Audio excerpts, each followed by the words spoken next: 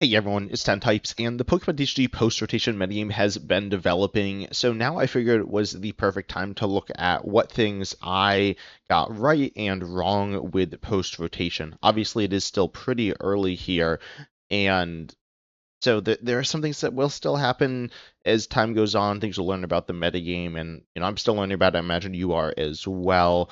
But rotation is a big thing, and ultimately with Japan getting these cards first, it was kinda sort of figured out before these cards came out, and then with people playing them now internationally, it's being figured out a decent amount. So I think now is a fine time to go through this.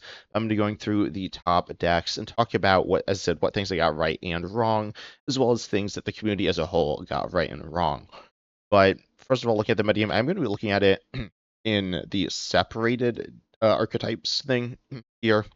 But if we combine it, we do see Dragapult is the most played deck. If separated, Dragapult is grouped, or I guess separated into 3 different decks here. Dragapult, which is, let me pull this up. Dragapult with, like, I'll just call it basics. You have Dragapult with Dusknoir here, which is by far the main list I've been playing and seeing as well. I'll just say I have not played Dragapult Blaziken yet at all. I played against it very little. I mean, it is the least played of these variants, but it still played some. As I said, though, I've seen it not much at all. I've by far seen the most Dragapult Dusknoir here, and I've also been playing Dragapult Dusknoir. I guess is my main deck, though I've been trying a bunch of different decks here. Then Dragapult with just the basics, I see some. Theoretically, it's hard to identify these decks as well. Specifically, your opponent could just be playing Dragapult Dusknoir and never get out any Dusknoirs for whatever reason, and then you don't know that that's what they're playing. But ultimately, as I said, I've seen mostly Dragapult Dusknoir, and it's starting there. Dragapult Dusknoir, I guess starting with Dragapult EX itself, which I thought was going to be very good. It is very good.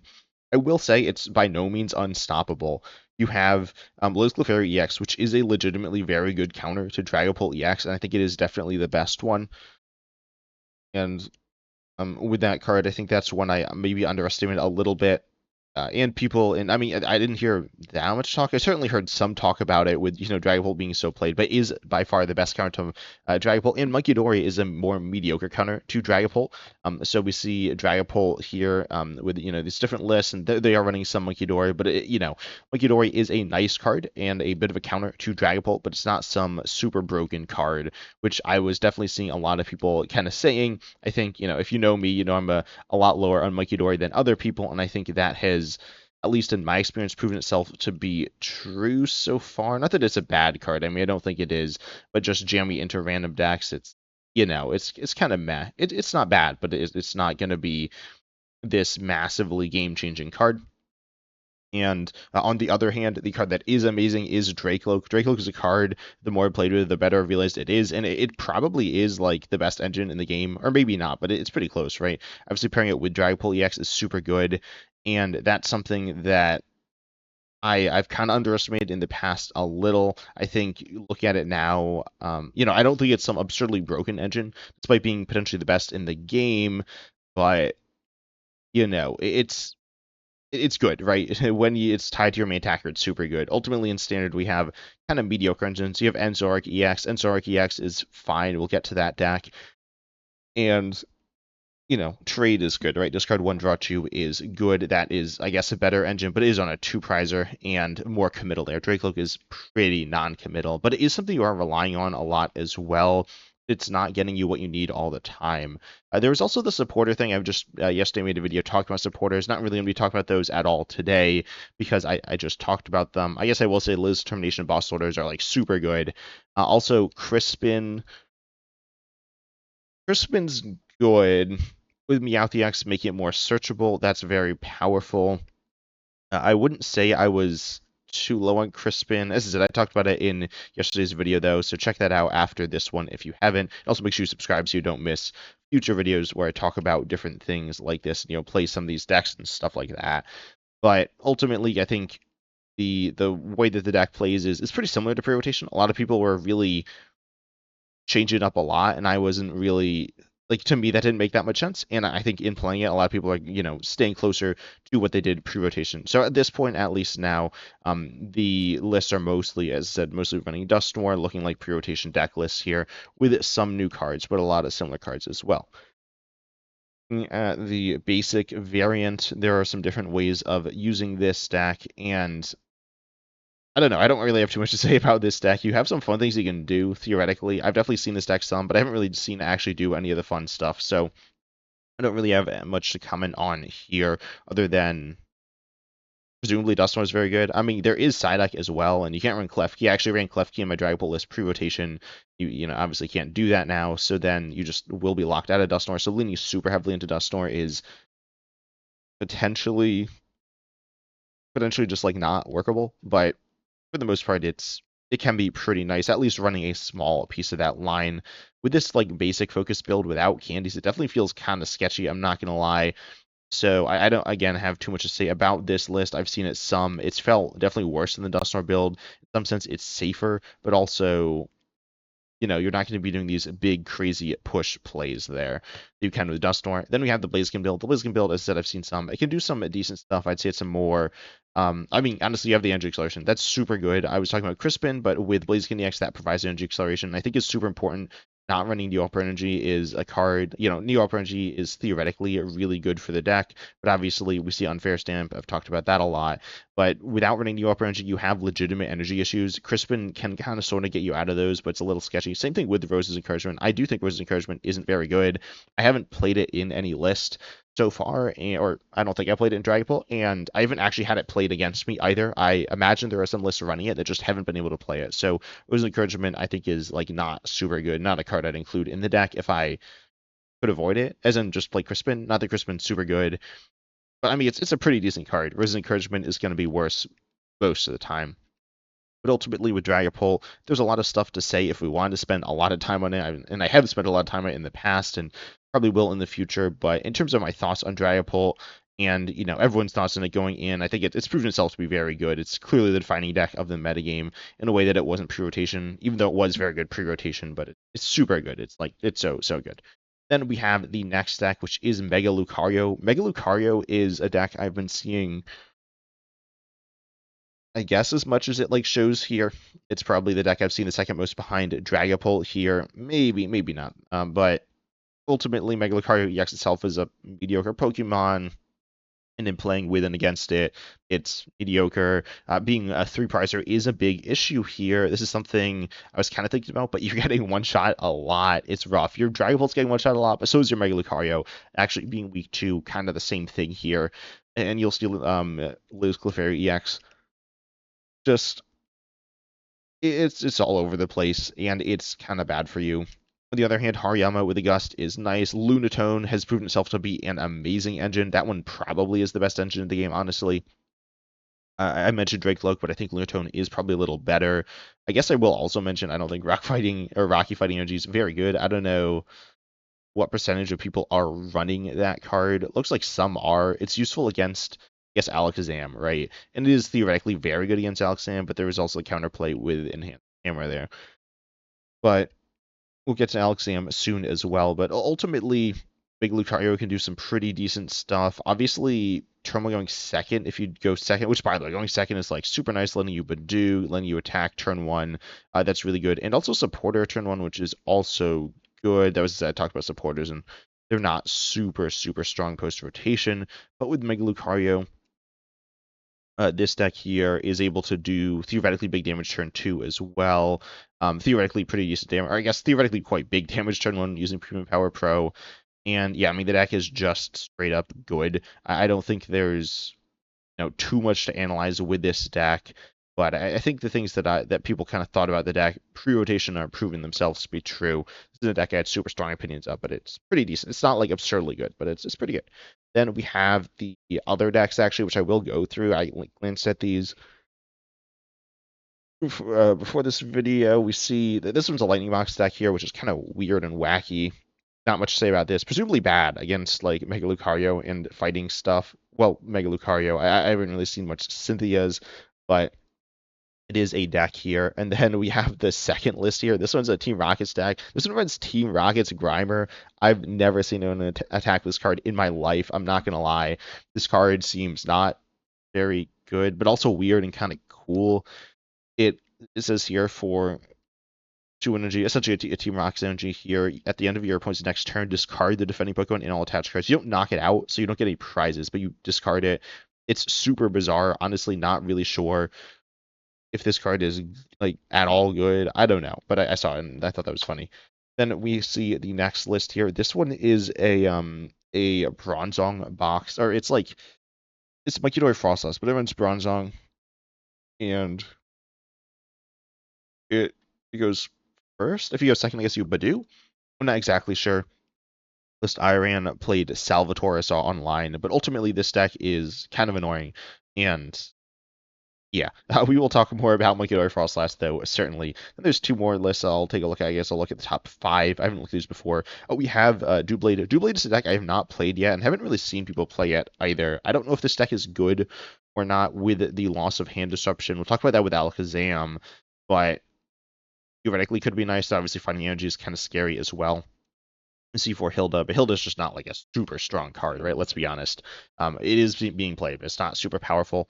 Then looking at the 5th place, or the 5th deck here, this one is Mega Clefable. I've also not seen anyone play this deck or played with it. I don't think it's super good. I mean, clearly not a lot of people are playing it, but it is, maybe okay. But not too much to actually analyze from these decks, but there you are. There are some funny things you want to take a look at there. We have Zoroark. Zoroark's a deck I've seen some post-rotation.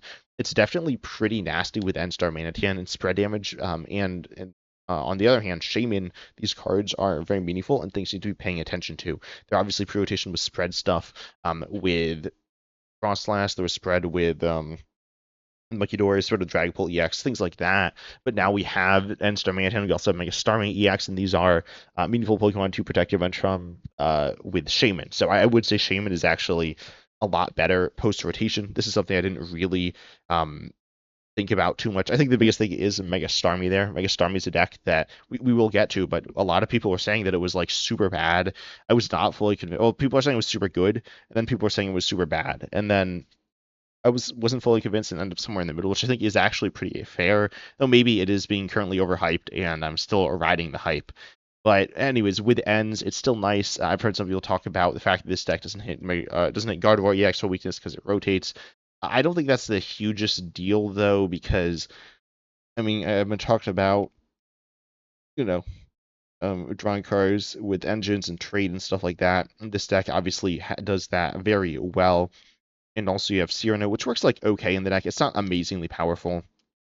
I guess I haven't really played too much ends to be honest, or Cyrano. I talked about Zed in the supporters video, but the deck is definitely decent, can do some good stuff, and Zekrom as the main attacking option is good, and Zoroark EX saw a lot of play last format, and in the current post-rotation format, it's also very, very good there. And then, I mean, it just does decent stuff, though it's not some, like, absurdly powerful deck. I mean, in terms of raw damage, it's, like, decent, but it's not super, super good. In terms of versatility, it's pretty good, but it's not broken. So overall, it's a decent deck. I think it's in a good position. There is the grass weakness thing. I haven't seen too much grass, I guess. I've seen some grass, and we will talk about that as well some. But I don't think it's something that's super, super bad for the deck. Ultimately, it's a good deck in a good spot in the metagame. Then we have Alakazam. Alakazam is the deck that I want to talk about here, and actually the reason I'm making this video, this deck, okay, I don't like Togekiss, I'm not going to lie. I just like finding the cards so annoying. But with Alakazam, I owe y'all an apology. Alakazam is good. Alakazam it's not broken. It definitely has the same issues that I've complained about in the past of it just like falling apart and being a bit of a glass cannon. But I've noticed that with a lot of decks as well. You kind of really fall or like falter in the early game, and then you're just kind of out of the game. It's like it can be kind of rough. I'm not gonna lie. It's probably the biggest issue with post rotation. Games are just ending super early. That being said, with these games, you with Alakazam, you'll find this as well, but you were finding that before, so now you're just kind of on even footing. But then you're doing big damage with a single parser, so you can theoretically come back into the games that way. And also, you're just like, I mean, you can one-shot anything. There aren't too many decks that are one-shotting, and there is, I'd say some counterplay.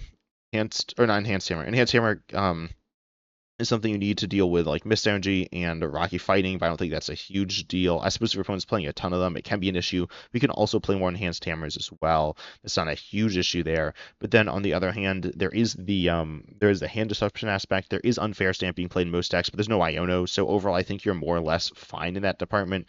Not perfectly fine. The biggest issue is spread though, which is also something that I was worried about, and is something that I can struggle against, but I think other decks also struggle against spread because they're setting up a little worse, and ultimately, I mean, spread is just something you need to watch out for. You need to watch out for it with everything. Obviously, Abra here has less HP than the average basic, and you have a bunch of basics, but overall, I think the deck is pretty decent. Definitely can have its off games, but can definitely win in really any situation as well if it has the opportunity to do so, if that makes sense. Obviously, it could just get board wiped, or like, your Abras are removed from the game, two of them, which is not super hard to do. Things can go wrong. I'm not going to sit here and deny that, but I think looking at the other decks in comparison, Alakazam is pretty good. It's not broken, but I mean, I think it's probably top 5 at this point, and the data so far shows that. Then we have Starmie Froslass. Starmie Froslass, obviously, I've been talking about Froslass a bunch, and Monkey Dory and stuff like that. And this deck is pretty decent. Mega Starmie EX is actually not super good. In that regard, I was kind of right about that, and I think a lot of people were when that was first revealed. People got super hyped about it. I got super hyped about it. And then, long story short, Mega Starmie EX is like fine. It could definitely do some decent stuff. But Mega Froslass EX, this card is so crazy. This is a card that I didn't realize how good it was at times, right?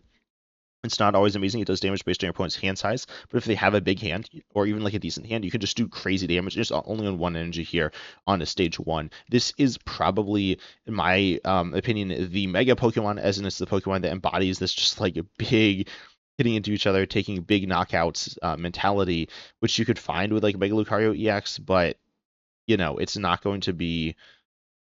It's not something that Mega Lucario is necessarily doing all the time. It's not something Mega Froslass is doing all the time, but when you're using it, it's usually taking big knockouts. So this card is a really powerful a good chunk of the time. Also, if you are playing a 3-prize deck, which obviously this is, when you get your 3-prizer knocked out, then your opponent draws 3 more cards, so they can only shrink their hand so much, and they could like ditch their whole hand first, and then not have any hands and rely on getting what they need out of their prizes in the top deck. So definitely super sketchy there, and being able to take advantage of that is super nice. On the other hand, the Monkey Dory Froslass Badoo stuff is still good. It's not broken. All the details about that. You can theoretically stop your opponent, or maybe you won't stop your opponent. Who knows, right?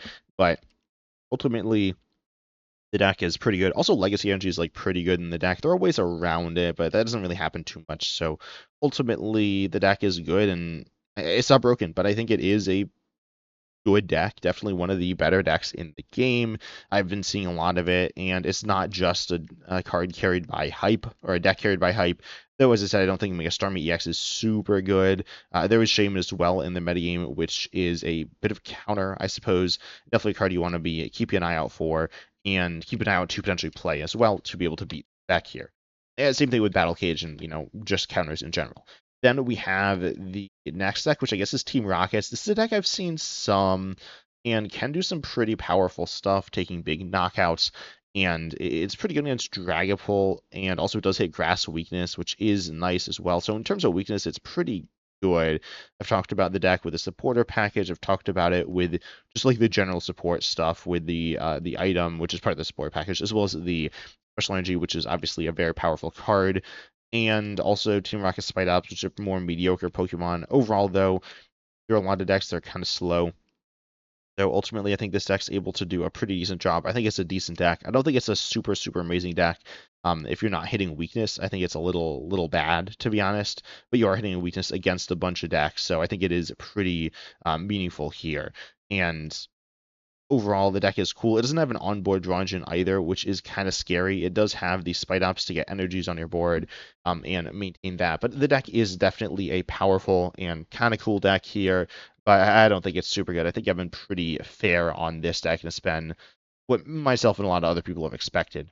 Raging Bolt has definitely been a deck that has been, in my mind, underperforming. It's not a deck I'm the biggest fan of, but it is a deck that, looking at the data pre-rotation, or looking at the data while we were in pre-rotation, while Japan was in post-rotation, saw this deck, it was doing super good, and I was like, maybe this deck is really good, and it just hasn't seen that much play so far. I've been playing it a little. It's felt kind of meh. It can do big explosive stuff, but then it's also a little. I don't know. I honestly played like 1 or 2 games with it, and the way the games went were just a little weird. So definitely a deck I need to mess with a little more. Losing Froslass Vitality definitely is bad because Crispin, while it can make up for the lack of the energy situation more or less, it doesn't make up for the lack of draw. So the draw in the deck is like super sketchy in my opinion. You can do some really big damage, which is really important. Though you will be getting knocked out a lot of the time with obviously a target on your back from Lily's Clefairy EX. You need to be able to just generally chase Pokemon down, and you don't really have the amount of gust you're looking for either, which is a bit of a pain. Ultimately, the deck is still good, I think. But I don't think it's deck. I don't think it's a top 3 deck necessarily at this point, where it was very much projected to be the top deck being pulled, the next 2 being Mega Lucario and Raging Bolt in that order. That's really where I thought that was going to be, and I'd say definitely not there. Probably not top 5. I put Alakazam above it. I put Mega Lucario above it. I put what else? What was the probably ends above it and put Mega Starmie above it. Probably something like that. I haven't decided exactly where I'm ranking these decks, and obviously you need to continue playing it more, and we'd love to hear your thoughts on that as well. Then looking at the next deck, we have Cynthia's. Cynthia's is cool. I haven't really seen too much Cynthia's either. Unsurprisingly, we're getting down the list a bit more. Not that I haven't seen it at all, but it's kind of like Mega Lucario. I don't really know where this stands next to Mega Lucario. Obviously, well, they are both fighting, and the Pokemon themselves, Mega Lucario EX and Cynthia's Garchomp EX, are actually shockingly similar with just so many similarities. The cards are similar, but the decks are different. Running, the Cynthia stuff in the Cynthia stack for setup and different utility versus Hariyama and Lunatone and Zoroark and things like that. So definitely some big differences there. In general, though, I would say that Cynthia's is a deck that is pretty decent. I don't think there's too much to say about this deck compared to pre-rotation. I think it's actually in a pretty similar spot. I mean, I think it's like decent, but it is a deck that is kind of, I don't know, a little under the radar, a little meh. Decent doesn't mean amazingly good. I think it's fine. Probably maybe deck 6 or something like that. I'm not exactly sure. It's fine. And theoretically, do big damage like Mega Lucario. You can also theoretically be like tanky and do some different things. So it's a decent deck, but it's not, this standout amazing deck either. And again, not too much to comment on that. Then there was Raksanchka, which is fine, kind of fragile, kind of like Alakazam. I definitely think Alakazam is better. I always expected to find Raksanchka, maybe even Doublade, be like so much better than Alakazam. I was a bit of an Alakazam hater pre-rotation, but I think the deck's super good. Then lastly, the deck I want to talk about, I guess I'll mention there's Marnie's, which is fine. I'd say it's very underplayed right now. It's a fine deck. And then Mega Absolbox, I think, is kind of bad. But then there is Grass, and Grass is definitely interesting. I'll stand by the fact I think Arboliva EX is bad. Every time I played against it, it's felt like not good. And I guess when I played with it, it's also like I just haven't used it because it's not very good. It's pretty niche. But anyways, also with Shaman, that's bad. But anyways, so Arboliva EX I don't think is super good. Human Dragapult EX is very good. With Meganium can be quite nice. There is like the grass weakness stuff, though I think it's not the most important thing in the game or anything like that. But then the stuff you can do with Teal Pontiacs and the grass stuff in general is pretty decent, so I think it's fine. There's a point at which it was looking super good. I definitely don't think it's in that place anymore, but overall, I think grass is like fine. I don't have too much to add on it. It's a little fragile with needing the stadium and a lot of pieces, to be honest, but overall, it's pretty fun, I guess. I guess I will also mention Cerulege. I've not really played Cerulege post-rotation. I haven't really seen him play it. I was definitely expecting it to be, or I was thinking it would be good. I knew people weren't really playing it in Japan post-rotation, though, and not really talking about it, so I'll need to play that deck a little more, or really at all. I haven't really played it much at all post-rotation, kind of figure out where exactly that deck is. I'm not really sure there, but for the most part, I think that post-rotation has been something that is in some ways gone according to plan in how people thought it was going to go. Also with like Badoo and Unfair Stamp, they are a big part of the game. Same thing with Meowth EX, these like big cards. As much as talking about decks in this video though. But tell me in the comment section what your thoughts have been on post rotation so far. Am I just like super wrong about Arboliva or some of these other decks? I'd love to hear your thoughts in the comment section and the things you got right, things you got wrong. But I hope you enjoyed. Make sure you like, subscribe, hit the bell, all the good stuff. And as always, I'm excited to see you in the next video.